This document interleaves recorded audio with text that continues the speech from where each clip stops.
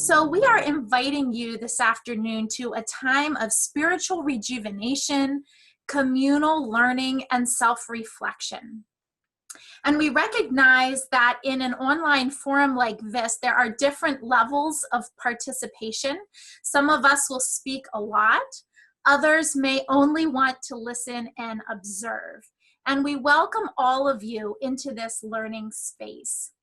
I am reminded of something that the social learning theorists named Etienne and Beverly Wenger Trainer have conceptualized 5 levels of participation. And I want to share those with you today because I find it helpful for envisioning a space like this where we're here together for a brief period of time as a learning community. And you may come with different expectations and different levels of wanting to participate. So I'm going to share that with you now. You can see here that there are 5 levels of participation that they envision. Hyacinth and I are positioning ourselves in a coordinator role, which is at the core of this learning community. And we recognize that there is a lot of wisdom present in this group on this topic of spiritual formation and pastoral resilience. And so we want to honor and draw from that wisdom. So we invite you to move in and out of these various learning positions, the active, the occasional, the peripheral positions, to whatever extent you feel it will be life-giving for you today over the next 90 minutes that we have together. And I want to thank Eastern Mennonite Seminary, which occupies that sponsor position in the outer level, for making this forum possible today and sponsoring what we're doing here today. And I'd like to begin by inviting you to read a prayer together with me. I adapted this from a hymn that's been on my mind lately, a hymn by Harry Emerson Fosdick in the previous century, God of Grace and God of Glory. So I would invite you to read together the blue print, and I will read the black print. So if you want to right now, unmute your microphones for a moment and join me in this prayer.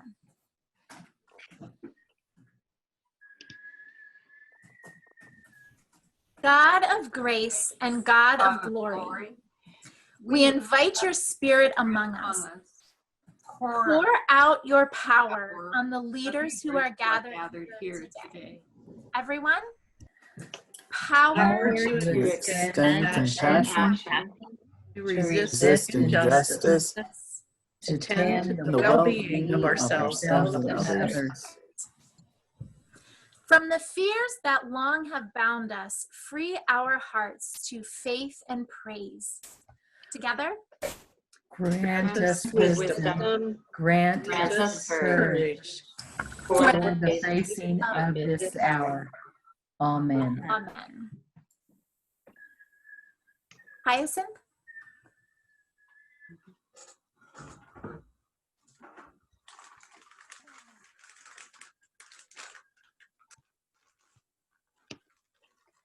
Good afternoon, everyone. It is so wonderful to connect with each one who is a part of this forum this afternoon. As I was introduced previously already, my name is Hyacinth Stevens, and I'm really excited also to be sharing and co-facilitating with Sarah during this time. And resilience has been a very important part of my own personal journey. And so when Sarah connected with me about us sharing this space together, I didn't have any hesitation because I really believe that as a pastor, a pastor in any walk of life that you find yourself in and any seasons of living and transition, resilience is such a key part of our journey. And so I want to just start off with helping us also to continue our centering process as we engage in what we'll be doing together over our time. And one area for centering can be sacred text. we understand, and just for me, I think about sacred text as truth, a part of my community. It connects me with the divine, and it connects me to words and work that is divinely inspired. And so as we are preparing to enter into our time together, what might be some sacred text words that are alive to you? This is a living text to me in this time. Philippians 4:7, the peace of God which transcends my own understanding and guards my heart and mind. And as Sarah and I were preparing, we were starting a conversation, and I shared, Sarah, the word of God, sacred text, has been so alive to me in this quote unquote time of transition, or as some people are calling it, a new normal with COVID-19. And I have been so amazed and grateful about how different scriptures have been like hugs and blankets and water and food and joy.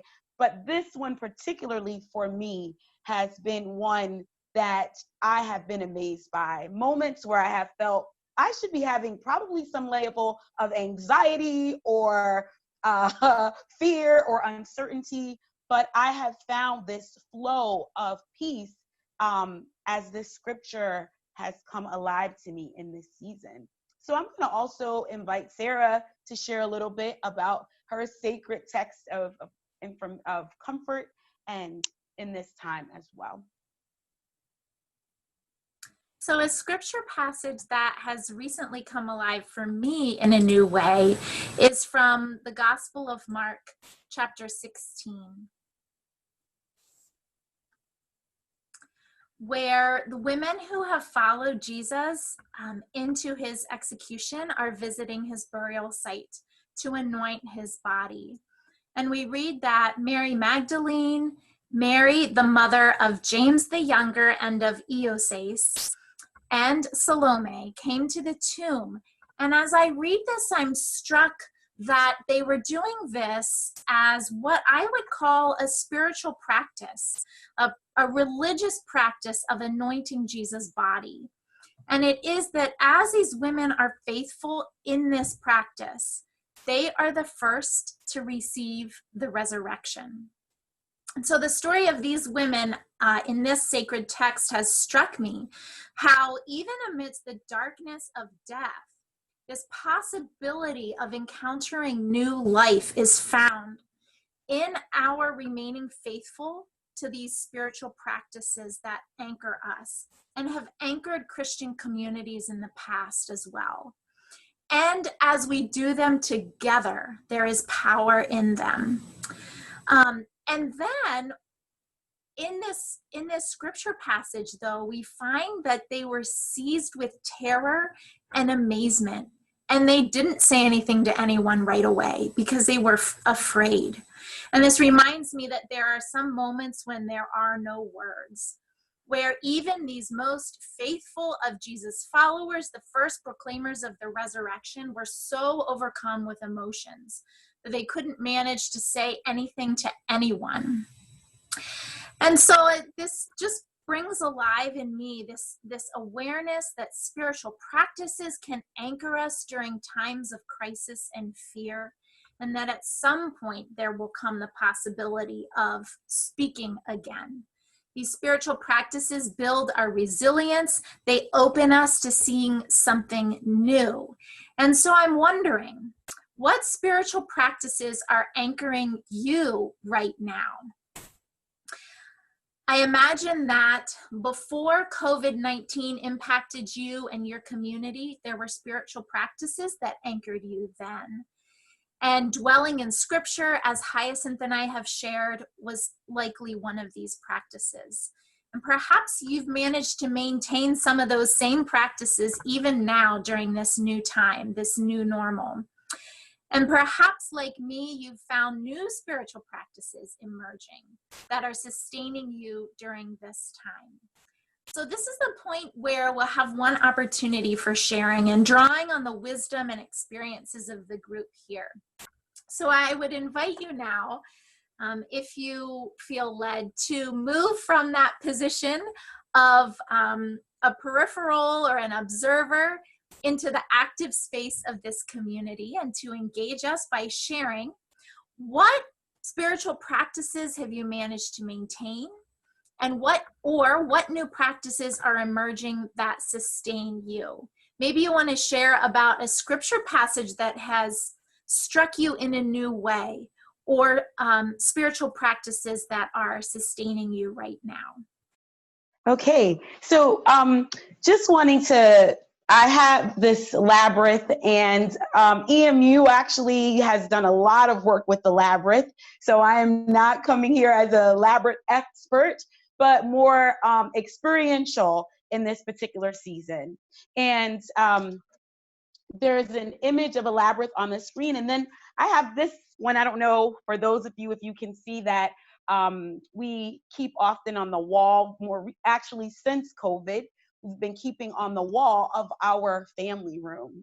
And I was very struck by this image and being able to have kind of this portable labyrinth in my home during this time when we are invited to be in levels of, I would say, physical distancing. And that's been a new word for me that I've adapted in this season, is to move away from saying social distancing, because I do believe that we can find ways to be in community together.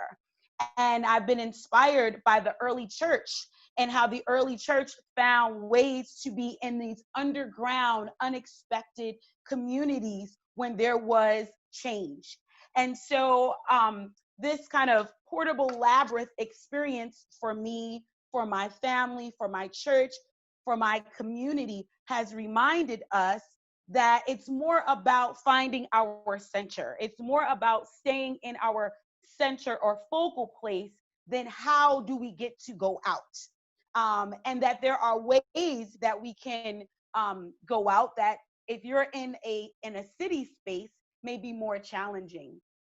And I just want to share, before I go into the actual practice, I want to combine it with actually a story from a woman in my congregation. And so I actually did this with some leaders in our church, and I'll share more about that later in the forum. But I was doing this kind of inviting leaders from our church to participate in the labyrinth as a spiritual practice.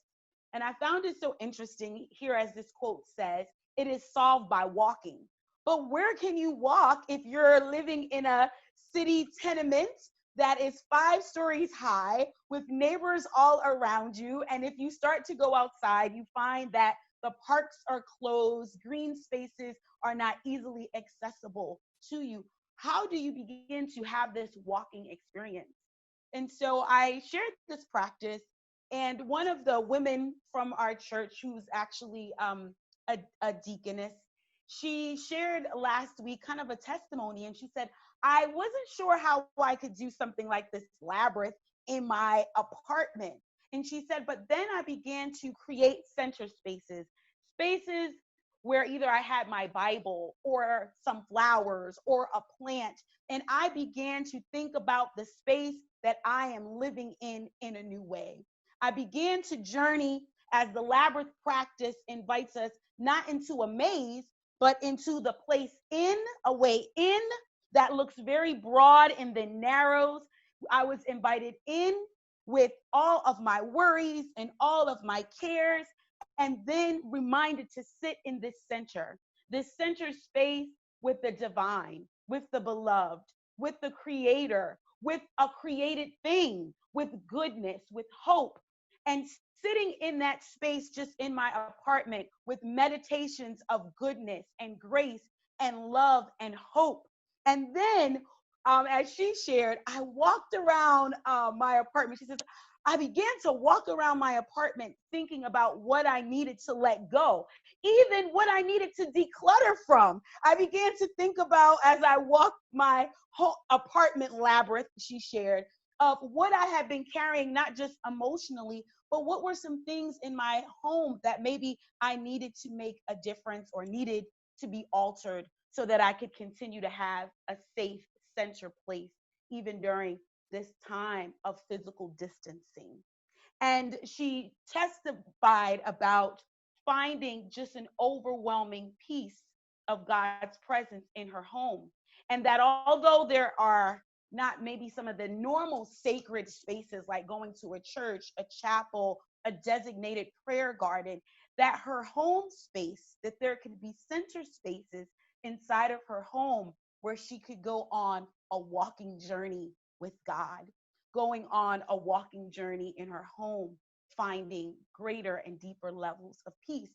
And the beauty of the labyrinth that I personally enjoy is I think about myself going in with a lot of bags. And I'm the type of person that when I go on a trip or I'm going somewhere, I'm kind of like a mood dresser. So I often overpack and I have a lot of stuff. My mind is often the same way, full of lots of different thoughts. And I love the labyrinth because it invites me to come at first with all my baggage, all my different complex thoughts, silly thoughts, worry thoughts, whatever they are, and journey in. But understanding that by the time I get to this center, I've made a commitment to let them go so that I can be filled back up in a centering space, and leave lighter, leave not quite as heavy, not quite as overwhelmed. And when I have longer periods of time, I feel really, really free. And I realize that that freedom creates space for me to have a different perspective about the things that I entered in with. And I really do try to leave them and let them go. So I would invite you, maybe you are gifted with a big yard or lots of space just around you that allows you to still get outdoors the way you would normally do so. Or maybe your space has become much more crowded and less opportunities to go on your normal walking trail. But this labyrinth can become a rocking chair kind of experience where the rocking chair is the center space and you walk from your kitchen or some other spaces on an internal house journey of what am I needing to let go so that I can come into a center space and encounter the divine and live in a space that is lighter for me, because that's what creates the resilience in us, is how we are able to let go and continue to move in to our life, move into our communities, not feeling heavy and overwhelmed. And so I just want to invite us into just these kind of reflection questions. And I think because maybe if it's okay, we'll just open up for a minute or two if anyone does want to respond. Originally, I was thinking of this more as a journaling internal thought process, but I think we do have a few moments that if anyone would like to respond to what I shared about the labyrinth as a spiritual practice, you could do so, or even if you want to think about one of these questions. So for one of the reflections that I've done, or prayer journeys with the labyrinth that I have used, is what questions do I have for God in this season? And I've been having a lot of questions. And some of those questions may have made me feel really heavy when I started in my entering focal point. And just pondering that and not being afraid or ashamed to have questions in seasons of challenge, change, and transition. Are there things that I need to surrender? Maybe those things have been fear of the unknown, of the unexpected.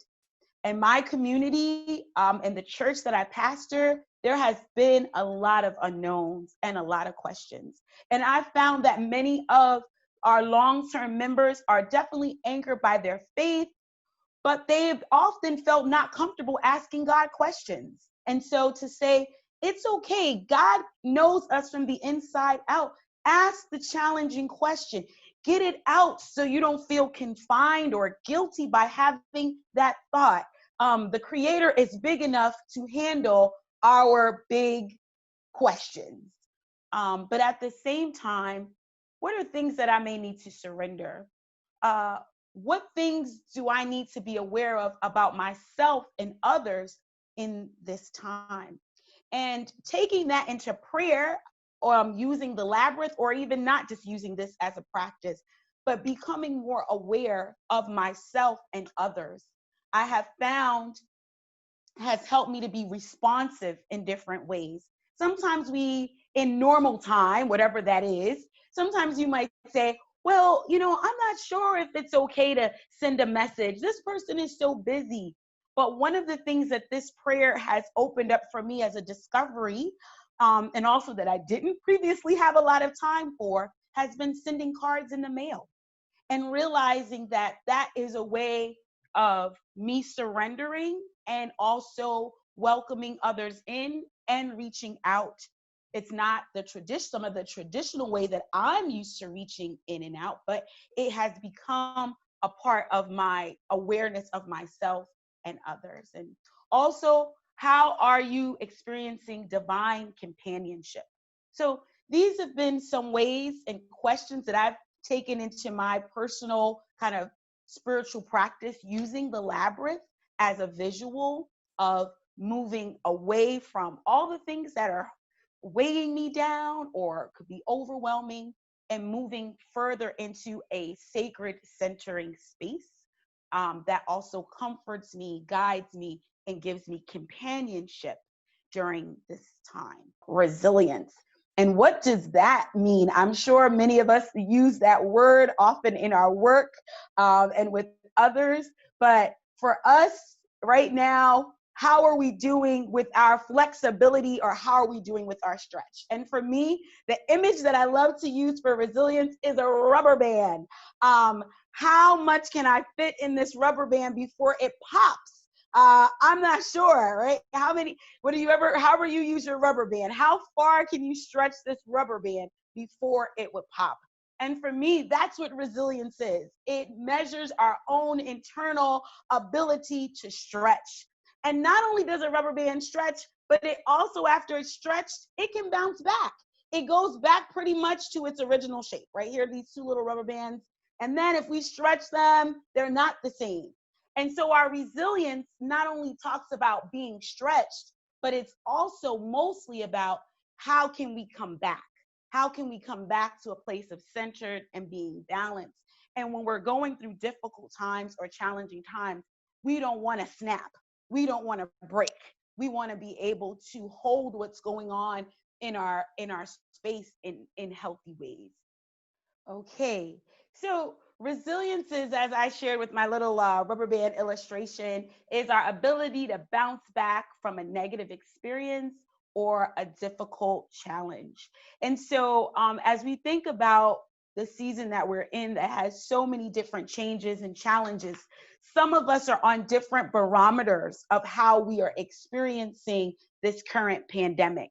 Some of us are experiencing it through hearing stories on the news. Some of us are experiencing it from emails or ministries that we may know around the world from their newsletters or other forms. Some of us are experiencing it much more close by with neighbors and family and friends. As we are pastoring, our barometer of how we care for ourselves in this process may change. Some of the change may be internal resilience of having to think about how to do services different. That was an immediate place where I know I needed resiliency to kick in, thinking about how do we have church and ministries or connect to people without being in the same space. And so that requires obviously some change. And if we don't have our own ability to stretch and we're not taking care of ourselves, can become challenging to think about that for others. Resiliency implies that we're not just surviving and coping, but we are thriving in times of adversity. And so it has to do with our own ability of maintaining a livelihood that has hope and that has joy. And earlier, it was shared out about, sending a joke to a friend What are the things that we're doing to bring joy, to bring laughter? What are those things that help remind us that we're just not we don't want to just survive what's going on, but we want to thrive in it. We want to create new awarenesses, such as experiencing spring in a new way. When people would say, stop and smell the flowers, or stop and smell the roses, that was this kind of indicator that maybe we're moving through life so fast and we're forgetting to enjoy the beauty of change and what's around us. And so developing resiliency helps to remind us that though the time can be challenging, we can thrive in this season. And sometimes it's very hard to think about change as a place to immediately thrive, especially if it's not a planned change, but it's just kind of put upon you. And we're in a season with this COVID-19 where it feels like many things are being put upon us. So ways that we can build resilience is to make connections, new connections. I shared a little bit about for myself, this new kind of card writing connection with people. I text all the time and people do that, but this is a new way of connecting with people's heart. Opening ourselves up to receive connection from people, maybe in new ways. Opening ourselves up to hear and listen different. And as I noted before, to stay flexible. As we think about resilience, we don't disintegrate our goals, but we keep those goals in mind and maybe even consider new goals that we want to set in place. Look for opportunities for self-discovery. What are we discovering about ourselves? And that can happen maybe in a journal or some other form, listening to music, exercise. What are we discovering about ourselves while we're in a season of change or pressure or challenge? Don't miss those opportunities. We don't want to become just functional, almost robotic in how we're moving. I'm just going through the motions of now what's happening because of all these changes. But how do I really feel? What am I really experiencing? That's important. Accept that change is a part of living. And what will that mean as we continue to live on? And keeping things in perspective. And these are some more fun things that I just like to share about resilience, like resiliency activities that I've participated in and been working on as part of how I am stretching in this experience and hoping to bounce, not hoping, but will be able to continue to bounce back and hold all that's happening in my life and in this time of change. And so for those, just one of the things, create a wall or list of joyful thoughts. These are the things, when we are internally and emotionally healthy, that is what builds resiliency. That is it. It is something that we actively participate in. Resiliency is moving out of theory, what I know, a class that I took, oh, I heard about that, to being intentional about practicing what we need. And resilience differs based on the person. So what works for one person in resilience may not work for you or me. That's why we want to spend time with ourselves so we can identify, what do I need to feel better today? What do I need to feel healthier emotionally, mentally, spiritually? What do I need for strength? And it varies. Customs about resiliency also vary in communities. So being mindful of that. In some communities, what works is not going to work for another community. So keeping that in mind as well. Just to wrap this portion up, creating a wall of joyful truths. What are the truths that remain despite all the change that's going on around us? My kids we used to do when they were younger, word walls. And so I was thinking about what can be some joyful truths that maybe in the kitchen, maybe on the refrigerator, maybe on your door when you think, I really want to go out and do this, but no, social distancing. Maybe your joyful wall of truths can be on your door, on one of your doors. Remind yourself of personal before and after stories. These are tools for ourselves, but that we can also share with others, right? So before, I remember there was a season in life where I was this way, but after I went through a change, I became stronger because I went through that situation or change or trial or storm. Be reminded of that. Create a wall, or, oh, I put joyful truth twice, sorry. Find words to live into, kind of like the sacred text. What does it look like to live into discovering peace? Host or join an emotional wellness time. And that kind of was mentioned with the contemplative prayer, reflective prayer earlier. Is there a space that can become wellness, where people just share and say, this is what I'm feeling today? Doesn't have much of an agenda, but just a space for, we're just here together to hear each other and to see each other's faces. And prayer. I've been working at changing my normal prayer list, like these are the things I'm praying for, to the I'm cared for list, that I bring my prayers because of 1 Peter 5:7, casting my cares before God because I'm cared for. And sometimes just changing a word in language helps us change how we think about what we're doing.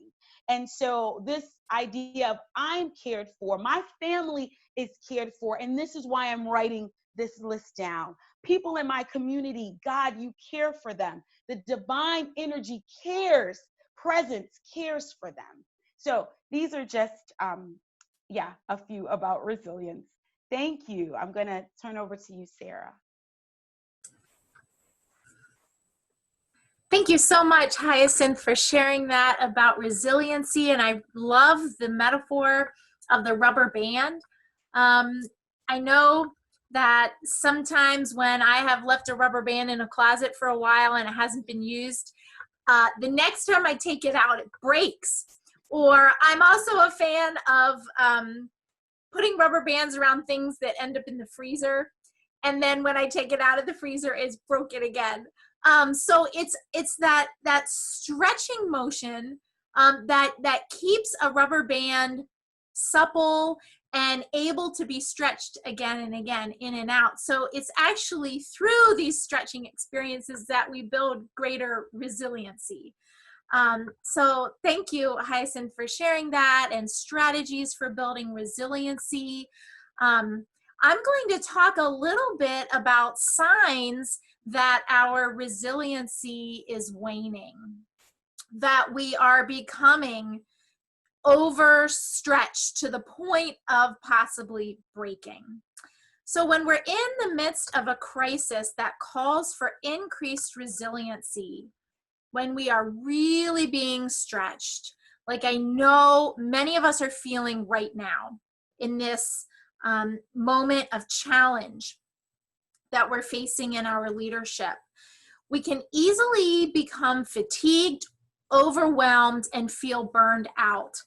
And by virtue of the profession of the pastorate, pastors are already more susceptible than the general population to becoming fatigued and burned out in this way. Sometimes some writing calls this secondary trauma, when empathetic and caregiving actually results in the transference of some of those symptoms onto the pastor, and then start to react in those ways.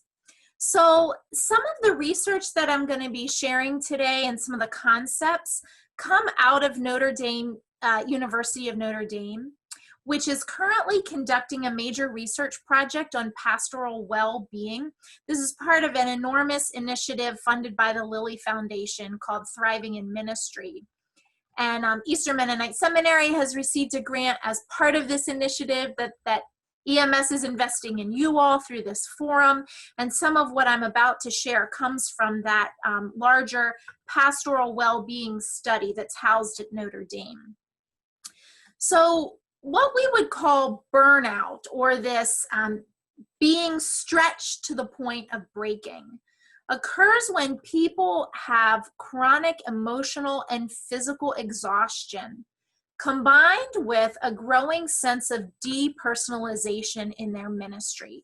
So a sense of feeling distanced, not only from those who are ministered to and with, but actually from yourself as well.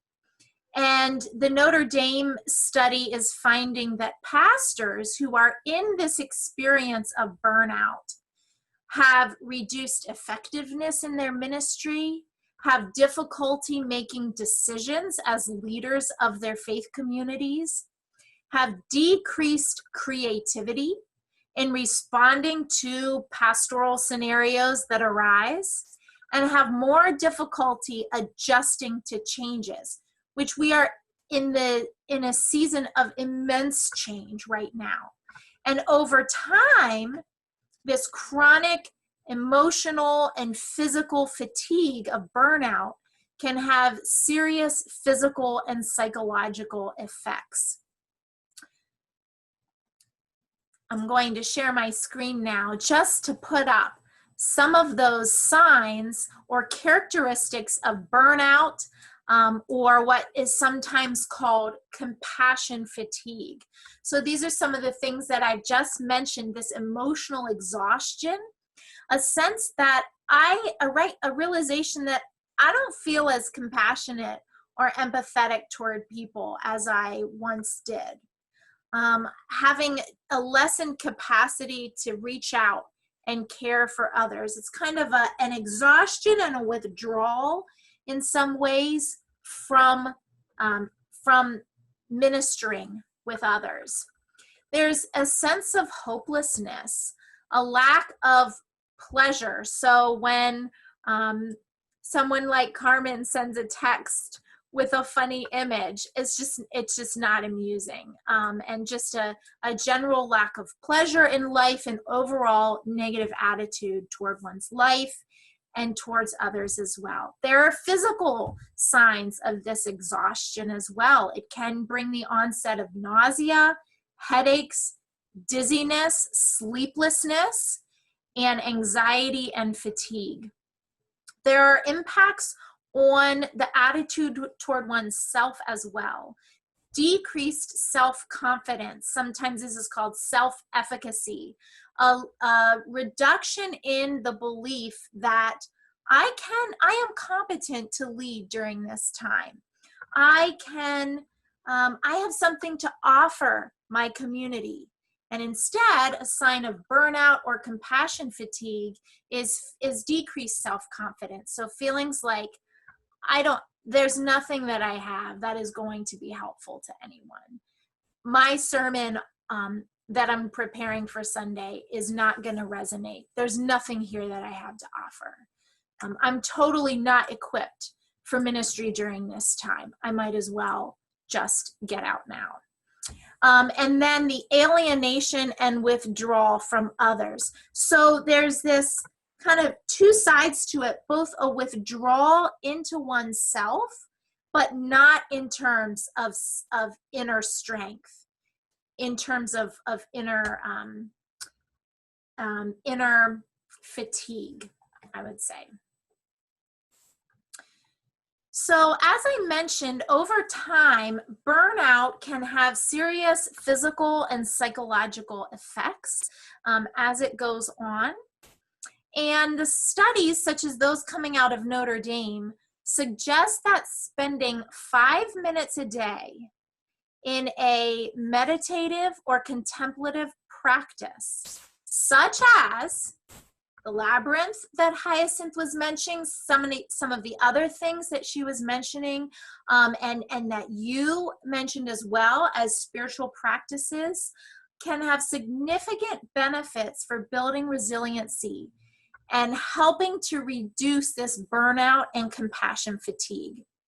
So these regular times spent in spiritual practices can, both on the one hand, increase our resiliency, and on the other hand, decrease our susceptibility to burnout. And as Hyacinth said, these regular times help to bring us back. It's that retracting in the rubber band moment of the stretching experience. So I'd like to lead you now in a spiritual practice that connects us to our body. and it raises our awareness of where we might be storing some tension that we're experiencing. I'm going to lead this practice and invite us to release it as well. And it takes about 5 minutes. Remember, the studies are showing that 5 minutes a day in a contemplative spiritual practice can help to build resiliency and combat fatigue. So a few of you on this video have done this with me before, so I'd invite you into it again this week. It's called a body scan, and okay, let me just share this on my screen. I would invite you into this practice as we prepare for it to put your body in as much of a position of rest and relaxation as you can. So it might mean sitting back in your chair. If you want to turn off your video and lie down on the floor, I would welcome you to do that.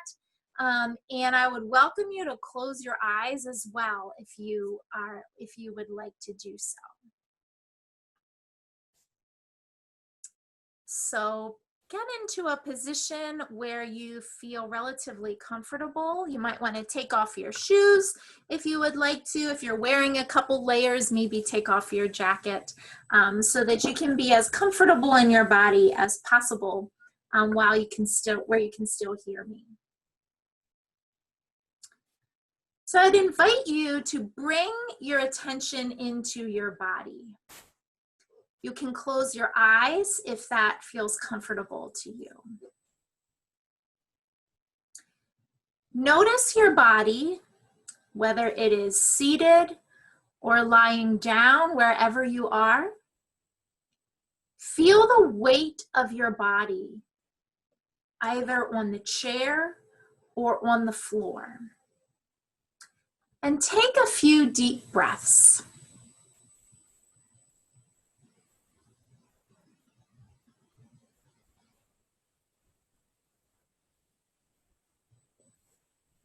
As you take a deep breath, bring in more oxygen to enliven your body. Breathe in the presence of God's Spirit that gives you life. And as you exhale, as you breathe out, invite your body into a sense of relaxing more deeply.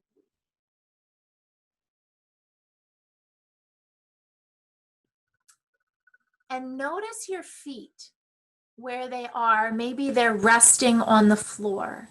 Notice the sensation of your feet wherever they are resting, the weight and pressure.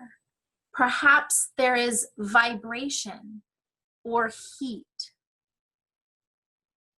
Bring your attention to your feet.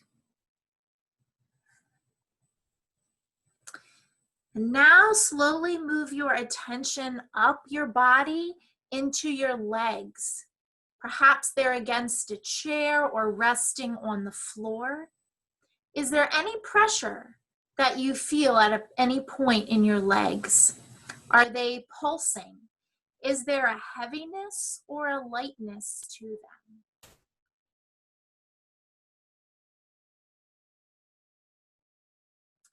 If there is a heaviness or pressure to your legs, I invite you to extend them in an effort to release that tension.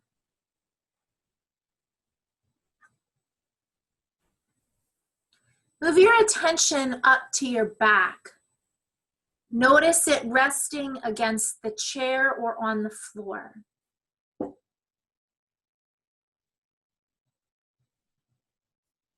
Try to relax your back and let it rest where it is. And bring your attention around to the front, to your torso and stomach area. Is your stomach tense? Is it tight? Let it soften. Take a deep breath in and out to release any of that tension in your torso and stomach area. And notice your hands. Are they tense or tight? Open them. Let them rest and relax. Let them hang limp. See if you can allow them to soften. And now bring your attention to your arms. What sensation do you feel? Invite them to rest and relax, to release whatever they're holding.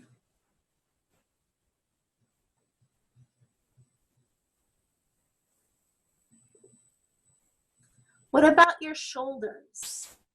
Let them drop. Let them be soft.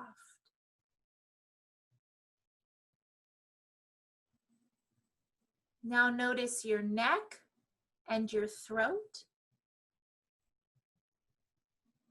Allow them to relax.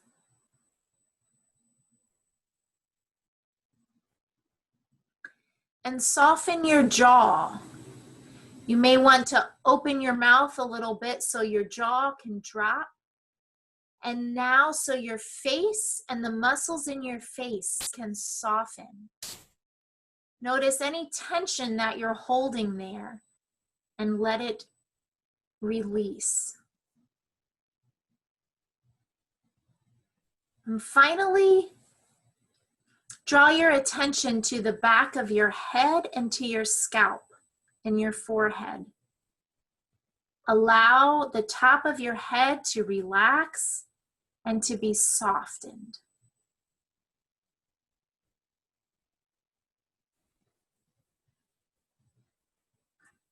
Now I invite you to notice your whole body, living and present with the breath of God. And take one more breath as you're aware of your whole body as much as you can be. And breathe in with me on the count of 1, 2, 3, and out 2, 3, 4, 5. Again, in, 2, 3, out 2, 3, 4, 5. We're going to scan our body now in the reverse pattern. So focus on your head area, your face and jaw. Allow yourself to feel the relaxation and the softness there. Your neck and throat. Your shoulders. Your arms and hands. Your torso and stomach. Your back. Your legs and your feet. Feel the floor again and how it is supporting you. And take a breath in, 2, 3, out, 2, 3, 4, 5. And when you're ready, open your eyes.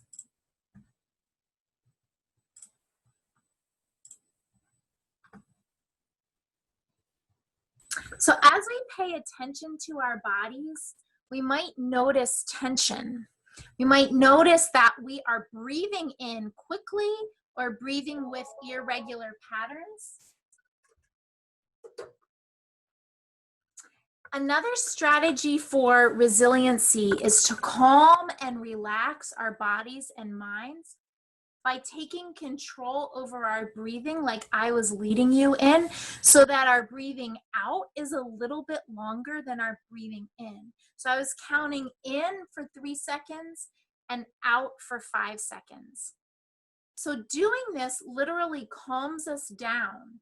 Our sympathetic nervous system is aroused in states of effort and stress. On the other hand, our parasympathetic nervous system is restored during states of relaxation. So you might think about the experience of crying, where we gasp and we're taking in more air than we're letting out. This perpetuates us being agitated and stressed because our sympathetic nervous system is aroused.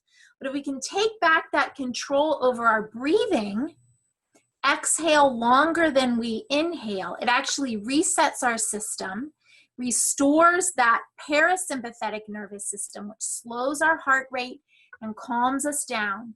And this is a practice that increases our resiliency. It brings us back when we are feeling stretched. Now, I want to mention one caveat. I don't want to give the impression at all that any physical ailment, any tension that you feel in your body can be managed with spiritual practices and meditation. These spiritual practices work in conjunction with other strategies for holistic care, which have a social component, interact or participation in a supportive community of belonging, therapy and counseling with a trained psychiatrist, and medical interventions as well. Hyacinth and I, as we were preparing, were just commenting that you could do all the meditative practices you want at home and then walk outside without wearing a mask and come into contact with the virus, and those spiritual practices will not keep you from getting COVID. So I want to make sure that this is recognized as one piece of holistic well-being. But it is an essential and important piece. It has an immense impact as well. So I'll be just sharing a little bit about kind of bringing along the congregation in this time and bringing along your leaders and helping with the whole church having a level of resiliency. First, us, obviously, as pastors, I often do enjoy the analogy of you get that they say in the airplanes about the oxygen, make sure you get your own breaths, kind of, and Sarah guided us through reminding us to catch our breath and getting our own breath before you try to help somebody else get their oxygen.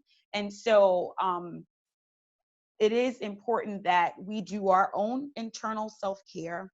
And I just like to share very openly a little bit about what's been going on in my church and how resiliency has become such a key part. For my congregation, it is located in the Bronx, which is one of the spaces that has been impacted greatly by COVID. And our congregation particularly, we had 2 losses in our congregation from COVID, where we were gathered together in church on March 15th. And the following week, we lost a member of our congregation who was very active. She was in her early 60s, but part of our senior care ministry, very involved in a lot of our church liturgy, visual liturgy with our altar decorations, just very much a part of the life of our church. As well as we had about at least 10 of those who are involved in some type of leadership or ministry from our congregation also actually have COVID. And other people in our congregation, our members who were not involved in any leadership capacity, also were impacted by the virus. In addition to that, others who may not have been directly testing positive or having symptoms, but their extended families having COVID. Like, for example, a member of our worship team who is a young woman in her early 30s had COVID and found herself, we found out that she actually was on life support, and then her mother also. So this has been what was going on in our congregation, that every day we were hearing another story, another way that someone's life had been impacted, and the threat of loss of life had become not far away from us, but very close and personal. And so what I observed, and also in that time, I had a loss in my family, the loss of my father during this time as well, in the beginning of the month of April. And so what I began to observe, I have been taking the appropriate time off that I need for myself, and connecting to my nurturing and caring practices and community. One of the things that I observed during this time was it seemed that the leaders in our congregation, deacons, other ministerial team representatives, were frozen, which is part of trauma. And so our congregation seemed like it was completely frozen. And there's a difference between being still and being stuck.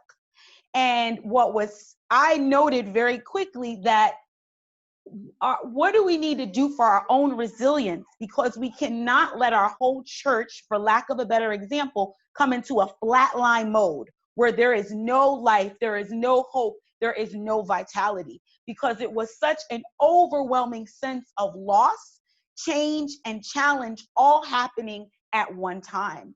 And so we began to create community time using Zoom and looking at our own spiritual practices, which became very helpful. And in this practice of resilience, implementation of what material do we need to bring into our space so that we can stretch and we can have flexibility. There are things that we need to do more of, and there are things that we may need to do less of.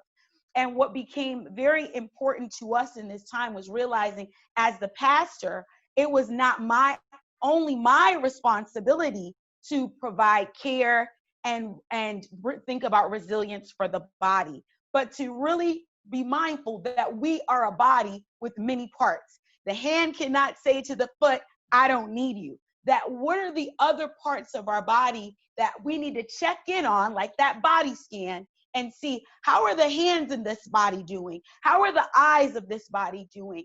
And that was going to require us finding ways to assemble and connect. And almost like what Sarah brought us through in our body, but for our church and our church leaders, we had to do a body scan.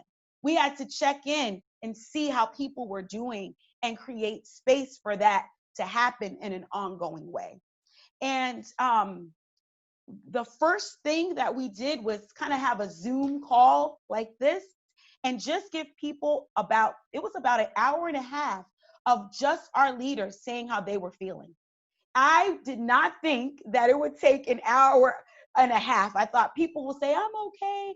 But the more we went around and people shared, the more that people released. As we allowed each other to cry and to weep and not even have words, to just say, I am so full, but I have no words, to create space to do that shaking off, because that's part of trauma healing and resilience, is the weeping, is the wailing. It's creating space to shake off what is keeping us from moving, what's so heavy that we become frozen or stuck, not still, but stuck and frozen.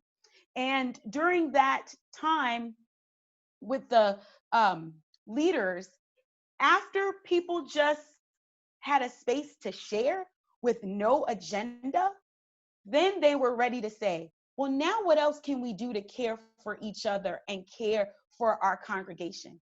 But the leaders in our church, they couldn't even think about calling people like they normally would do or reaching out in some other ways, because they themselves needed time to be cared for and ministered to and heard and understood and released and let go.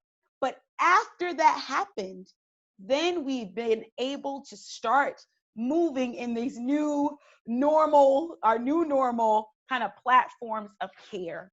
And I just like to share a few of the things that we've done as part of our church body scan, as part of our church checking in, not just with our leaders, and they're included in this, but also the congregation. One of the things is listening care. We've instituted 3 to 4 days a week where different people who feel resilient, who feel emotionally and mentally healthy, who don't feel like they're having compassion fatigue, having kind of a resource. We did a small training just to say, this is how you listen to someone. You don't have to solve their problems. Here's how you can listen, and just giving strategies for listening. And we have different hours each week where people can just call in with not an appointment, and there's someone who's committed to just listening to them. And we do like a weekly email care kit. It's kind of our virtual care kit where we offer things that are happening throughout for our church, but we also say you can invite a neighbor, invite a friend, someone else who you think could benefit from something that's in this care kit. And some of it has been the breathing exercises. We've put those in every week. We put a different breathing exercise. We put a joke in, our pretty picture, a visual for people to focus in on. We've done for families and kids, the COVID time capsule activity, which has been fun for families to interact in this strange but new time. And like for tonight, we're having a virtual game night playing Bible Jeopardy. So that's a way we need to keep finding ways to have fun. Last Thursday, we did Chat and Chew virtual cooking classes, and we sent out the recipes, and you said you could cook along or just watch and then participate in the Chat and Chew, which was really about how do we maintain our physical health, so that we are thinking about our church still in the life balance wheel, that we are, even in this time, that holistic ministry is still very important. And how do we do that? And so these have just been some of the ways that we want to not only create our personal resilience and wellness, but invite our church leaders into that wellness and resilience, and the members in our church as well.